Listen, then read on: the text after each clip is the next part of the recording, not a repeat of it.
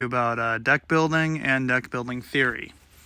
So let's begin with kind of what you are trying to do when you're doing a deck build. The first thing that you typically want to do is decide what you want to play. As many of you know, Yu-Gi-Oh has over 10,000 cards in the game, and there are lots of different decks to be playing. So, if you're new to the game, I would suggest going out and testing some decks. There are lots of great free sites to go do that from. Otherwise, there are loaner decks, and there's the single-player mode Master Duel here, which allows you to play with different strategies and kind of decide the way you like to play the game because, there's just lots and lots of different ways to play it. You got your stun decks, your control decks, your combo decks, your protect the castle. I mean, there's so many different ways to play this game, and that's what makes it probably one of the most incredible games out there, guys. And then after you've done all that, after you've kind of figured out what sounds new and interesting for you to play, what you probably want to start doing is actually looking at building the deck. And so what we'll do, guys, is kind of base how to build a deck off of my current deck, which is Red Dragon Archfiend. It is my favorite deck to play, and I'll make a more in-depth guide later after the end of the season for my deck profile and the way that this deck functions, but we'll just use that as the example for now. So let's just talk about the core of the strategies. So what a core is, it is the main playmakers of your deck. It's your strategy.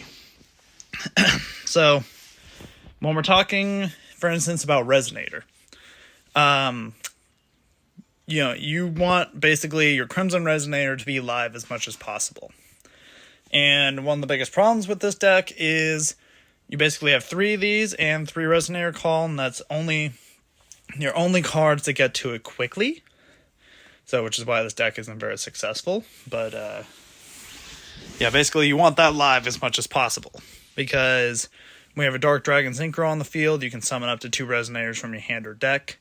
And if anybody's familiar with Resonators, this card is bonkers and allows you to just build into all kinds of combos. The only thing that it does do is eliminate you into Dark Dragon Synchros, which is why you want to start looking at your cards, because you start looking at your main playmakers in a core, and that shows you kind of how the deck wants to play. So this card restricts what you can do with your extra deck. And so that kind of gives you, okay, the only cards I really want to be playing in my extra deck are Dark Dragon Synchros. There are some exceptions to these rules, and I'll talk about them a little bit later in the video. So when you're looking at Crimson Resonator, you're starting to go, okay, there are lots of different Resonator names.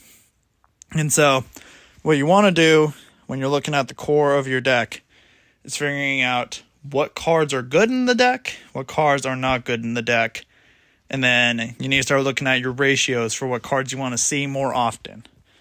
So in the case of Resonators, what I've managed to kind of figure out over time here is I really only want Red Resonator. I basically just want it out of the deck majority of the time because of its special summon effect, and it is another level 2 body, which makes summoning Red Rising Dragon a lot easier. But I typically want Crimson a lot more.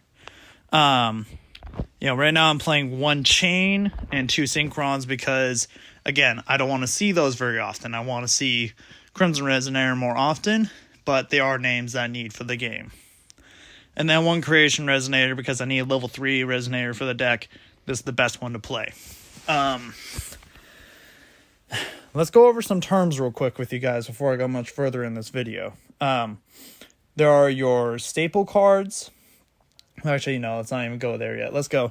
So with your core of your deck, typically a lot of deck theory has if you can play a card at 1, you can play it at 3. There is some truth to that.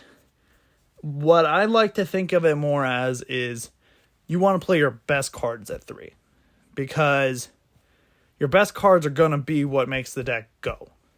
And so if you don't have the maximum amount of copies you can play of it, then you're not going to be building a very strong deck. And so when you're playing your best cards at 3, that gives you the maximum consistency with a deck to pull out your strategy. There are some cards that are still important to the deck and that you do need to see more often than not. And that's where playing them at 2 comes in. Because 2 tends to make them show up more, but not so much that they become bricks, or not so little that you just don't see them at all. And even playing cards at 1, you can still see them in your hands. I mean, it's kind of ridiculous. But, in the case of this deck, 3 Witch, it's on honorary resonator card at this point, guys. I mean, this card's used in every single deck profile you'll ever see. It's basically a search when it's sent to the graveyard. And then Ascator, again, this card's pretty much just a staple in Red Dragon Archfiends at this point.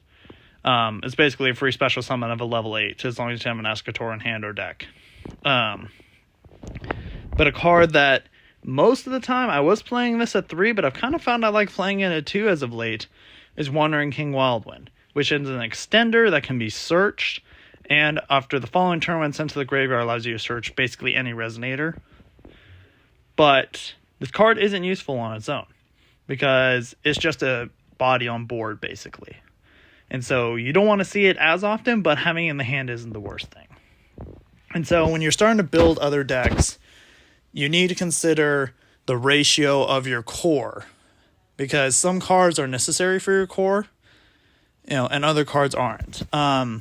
Let's go ahead and jump over to, for instance, my Agents deck, because this deck is a great example of cards that you want to be playing at 3, and sometimes cards you have to play at 3. So for the core of this deck, 3 Earth, 3 Venus, 3 Neptune, 3 Shine Ball, 1 Venus, Agent of Destruction Venus. As you may notice, it's a little different than the other deck, with my Red Dragon Archfiend deck, because there's a card in this deck that you don't want to have to play at 3 because it is a uber brick, but you have to because it maximizes the power of this deck, which is Mystic Shine Ball. It's just a level 2 vanilla. But because you have the Agent of Creation Venus in the deck, you're able to maximize the power of this deck by using 3 of them in your deck. So, it's just another example, guys, of why when you're doing your deck building, sometimes you have to play cards at 3, even though they can be complete bricks, because they make your entire deck go. So let's jump back over to Red Dragon Archfiend real quick. So now we're kind of through the concept of the core. When it comes down to it, guys, at the end of the day, your core, you're going to have to experiment. You're going to have to play test. You're going to have to just kind of see how the games go and see if, do I need to adjust this? Do I need to play with that? I've probably changed this Red Dragon Archfiend list hundreds of times and tried many different strategies with it. And, that's just the fun of playing a card game. So, let's go ahead and move over to the staples, guys. What staples are cards that you have to play in a format, because if you don't, your power level is going to be inherently worse than the other decks you'll be playing against. Unfortunately, a great example of this in Master Duel is Max C. This card, it needs to be banned. Really, it needs to be banned. This card just creates such toxic environments, depending on, basically a lot of games are won and lost by this card. But you have to play it at 3, because if you don't, then you're playing at a disadvantage. And that's where a staple really comes into play. Because 3 Max C are running around, you have to play 3 Ash Blossom because it's the best card to negate Max C. And you have to play 2 Call by the Grave, because this card just negates Max C and a bunch of other hand traps. And I personally think Call by the Grave is great. It helps balance out the game a lot. So yeah, unfortunately, staples are an important part of this game. Because, like I said before, when you have powerful decks running around and then you have things like Max C in the game, you have to play them in order to help balance out the game for yourself, because otherwise you're playing at a disadvantage. And yeah, staples, that's just kind of it with them, guys. They're pretty clean, cut and dry. The staples change depending on a format, because when a more powerful deck is running around that plays with different strategies, you kind of need to play different hand traps, and that's how you get better with deck building, guys. A lot of the time, you just have to start looking at, okay, what works in this deck, what doesn't work in this deck, what works with the format, and what doesn't work with the format. A lot of it comes from experience, a lot of it comes from watching videos like this and trying to learn from them, whether you guys agree with me or not. Yeah, so let's go ahead and talk about tech cards, guys. Tech cards are the cards in which you can add to your deck after your core and your staples have been added. Well, let's talk about techs and engines, because they're in a lot of ways the same. So, tech cards tend to be smaller packages or one-of cards that you add to a deck to help increase its power level. Currently for me, I'm playing things like Ghost Ogre and Ghost Bell, because these cards are great for this format. It's just Ghost Ogre's removal in the hand. Ghost Ogre is banishing, or basically negates anything that adds from the grave, special summons from the grave, or banishes a card from the graveyard, aka everything Despia does. So, right now I'm playing Fairy Tale Snow because it's just a great level 4 that I can use for making synchro plays or link plays if I need to. If you're looking for one of the best examples of what a tech card looks like, look at Fairy Tale Snow, because you can pretty much play this card in any strategy and just make a deck better. It's a free synchro, free fusion, free, whatever you need it to be kind of material. And it's also an interruption on your opponent's turn, if you need it. And a body on board to help protect yourself. So, yeah, Fairy Tale Snow. A very strong tech card, as long as it's around. It's banned in TCG, so if that gives you any indication.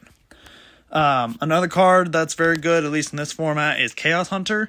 I've been considering maybe playing another copy of this in this current deck, because your opponent special summons, you just get this on the field for a discard, your opponent can't banish, which means Branded loses a lot of power, Runic is gone, and, I've shut down whole decks just having this on the field. There's a replay I'll post later that I'll show you that. But now we can talk about engines. So engines are what are considered a smaller group of cards that are played outside of an archetype deck in order to increase its power. So in this particular deck, I played lots of different engines with a Red Dragon Archfiend. There's the Assault Mode engine, which is kind of popular, but tends to run into problems of its own.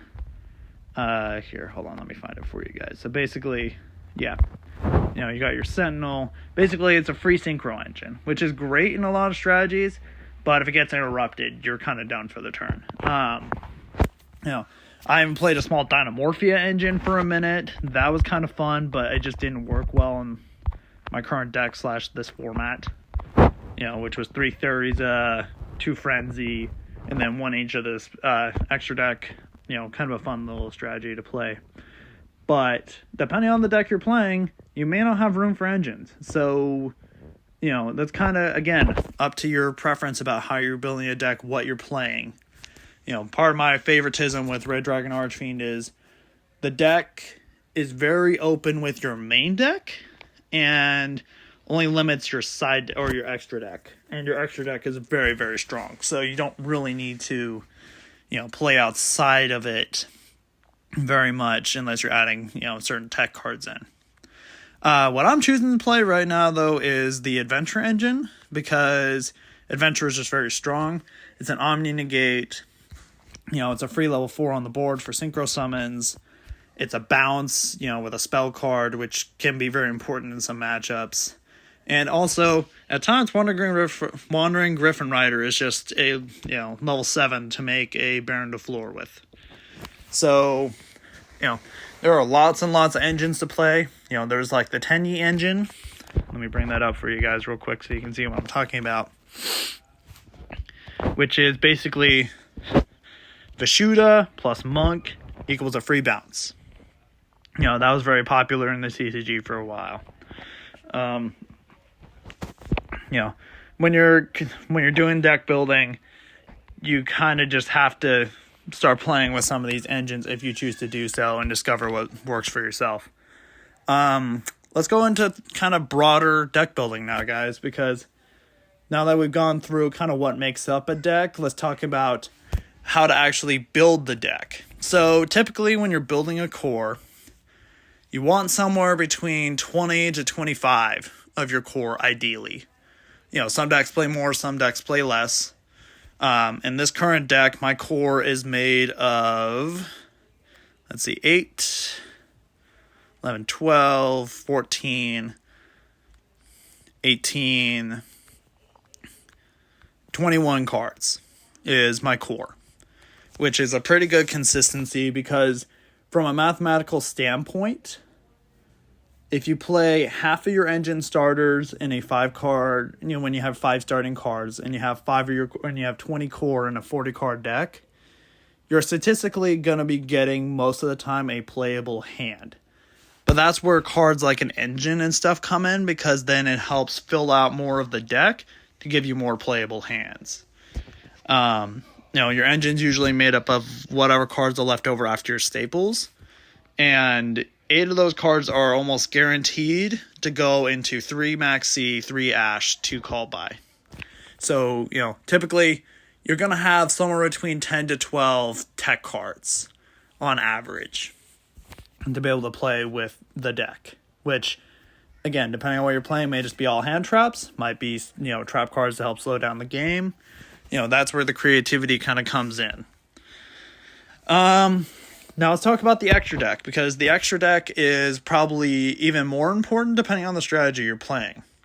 So, something that I've seen going around is you want to kind of look at the ultra rares in a deck list, and supers and ultras, in order to figure out what you're going to be kind of playing and what you're limiting yourself into. Unfortunately, Resonators kind of falls off the list with that a little bit, but let's look at the boss monster of the deck, for instance. This card is generic in a lot of ways because 3 tuners and a non-tuner synchro monster, which is kind of hard to make unless you're doing a centralized build of it. But that doesn't really tell you a lot of what you're doing. Hot Red Dragon Archfiend, you have non-tuner Dark Dragon Synchro Monster. Okay, you're going to need to probably play that. Again, non-tuner Dark Dragon Synchro. Non-tuner Dark Dragon Synchro.